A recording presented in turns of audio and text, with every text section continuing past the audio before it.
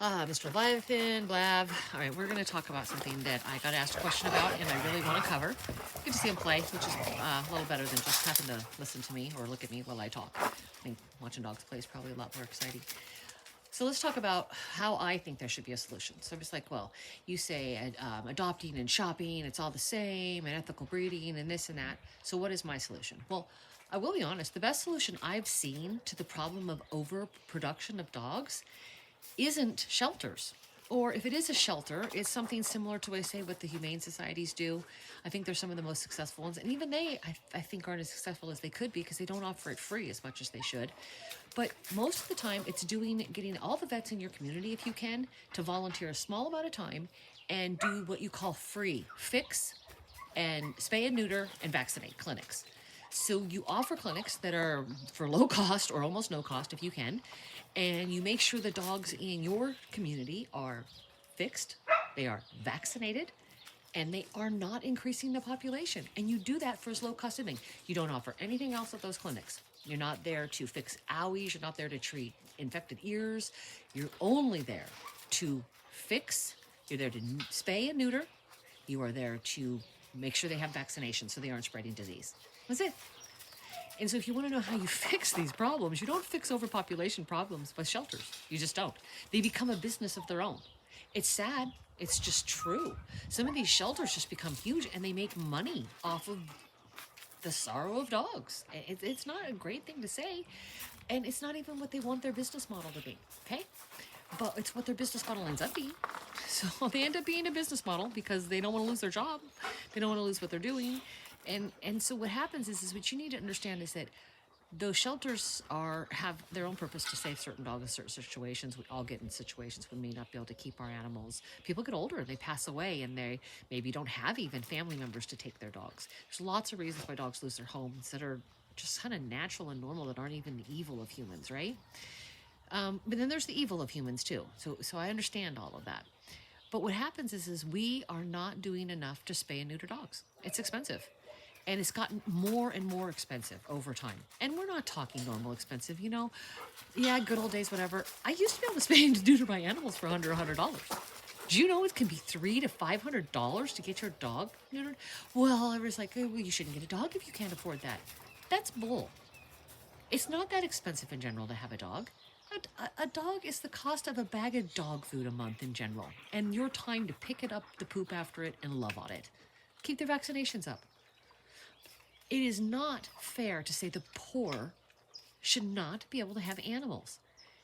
$40, $50 a month, poor people can, in average, handle that expense. And that's what dog food is for the average dog. If you can feed good dog food, that's not bad quality dog food. If you're going to do the grossest Purina stuff, you can do that for $20 a month. But what we're talking about here is how to control the overpopulation of animals, right? Poor people are going to have animals, and they deserve to have animals. So both cats and dogs, the same problem is there. It's the cost of spay and neuter that has gotten out of control. I mean, out of control. You tell me these vets care about animals. No, they don't. Or that'd be the lowest cost item on their list. Or every single one of them would have something that would be called a sliding scale system. Just for those services, right? Just for the general services that say, here's your dog, it's alive, and let's control these populations because I care about animals. Again, I get tired of these vets on their prim and proper. You want to blame everyone else in the world. Personally, the overpopulation thing, I think is vets' problems as much as anyone. Why aren't they're so caring of your animal, why aren't they offering the service for less? Okay? Why do they charge $300, $500, maybe more for your animal to be fixed and the care to go with it, all the shots in that? Why? If they care so much about animals, that's just the basics. That's the basics. And poor people should be less. So if you really want to change everything in your community, everything that has to do with the overpopulation of the cats and the dogs in your community, don't do a shelter. Don't even bother with a shelter if you can help it. Maybe just do something that's maybe something temporary with extreme circumstances, maybe somewhere pets die, whatever. And a lot of people that have maybe a little bit of money, they will leave money to a service that does that. So again, deal with people that are responsible. They just can't help certain circumstances. They're older and they love animals and they deserve to have one. They really, really enrich our lives and we enrich their lives. The thing that I want you to realize is that if we are worried about the overpopulation of animals, if you look in a shelter, by me saying that most of them are mutts, they are. Okay? Most of them in the shelter are truly not purebreds. So if you really want to fix the problem, which I would love to see the problem fixed, I'd love for you to do the right solution then. And the right solution to fixing the problem is free to no cost spay, neuter, and vaccination clinics. You don't do any other vet services. You get your local vet to donate 3 hours, but every vet in the community, and they can write it off on their taxes, and they give you 3 hours a week to do those surgeries and those processes. And you have vet techs that can do the shots, and you can get people to volunteer for that. But if you want to do something that really matters, okay? I don't even say you should give your money to a shelter. What I say you should do is you should work and participate and create free to no cost spay and neuter clinics and vaccinations. Because poor people do deserve to have animals too. Okay? They really do. And that's where the mutt world came from, just so you know, is that purebred dogs are expensive. Suddenly, and pretty much only rich people could afford them.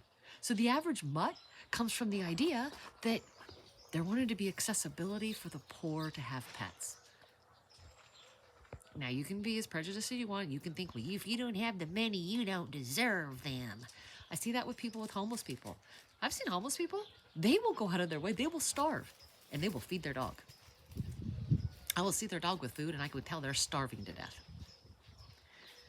So you telling me that person doesn't love that animal and that they don't deserve it? I don't know. I mean, what is it that makes you deserve a pet? Is it your money that you put them out in a fancy kennel and they have no love from you and they live in a sterile environment? I've seen plenty of rich people that can afford dogs that have that.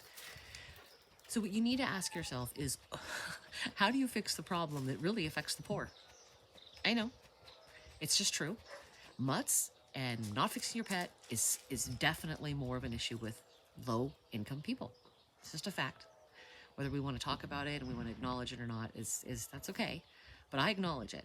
And so if you really care, if you care about this adopt versus shop and this ethical breeding and all of this, then you need to fix the issue where it needs to be happening. Fix the dogs and do it for free.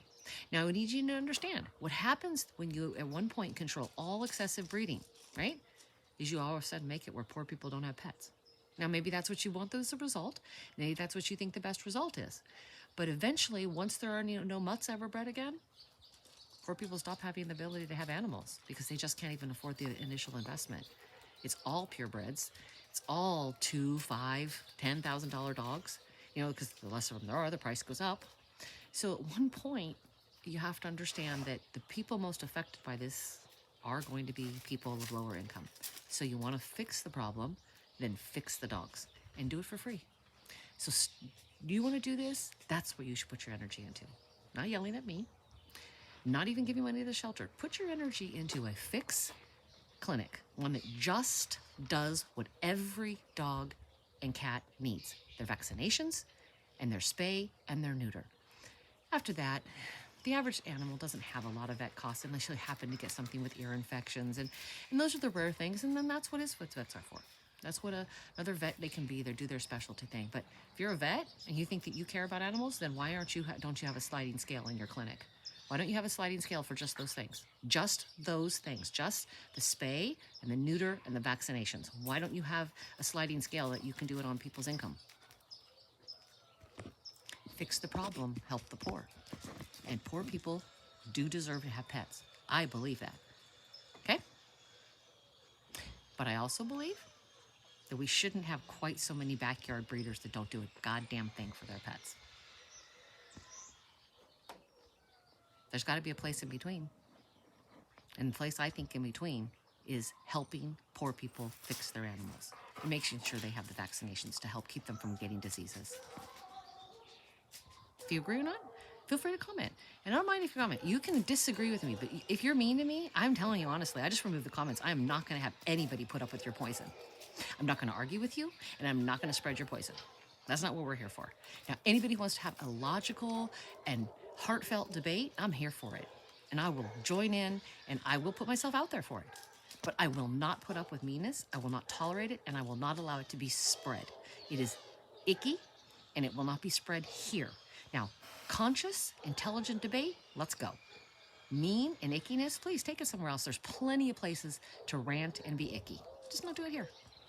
And I really appreciate everyone who does that with me. And again, if you look through the comments, you will see, well, I have had absolute open discussions with tons of people that disagree with me. I just won't deal with your meanness, and I will not spread it, and I will not encourage it. Want to debate? Let's debate. You want to be mean and icky? Take it somewhere else. Have a lovely day to all of you.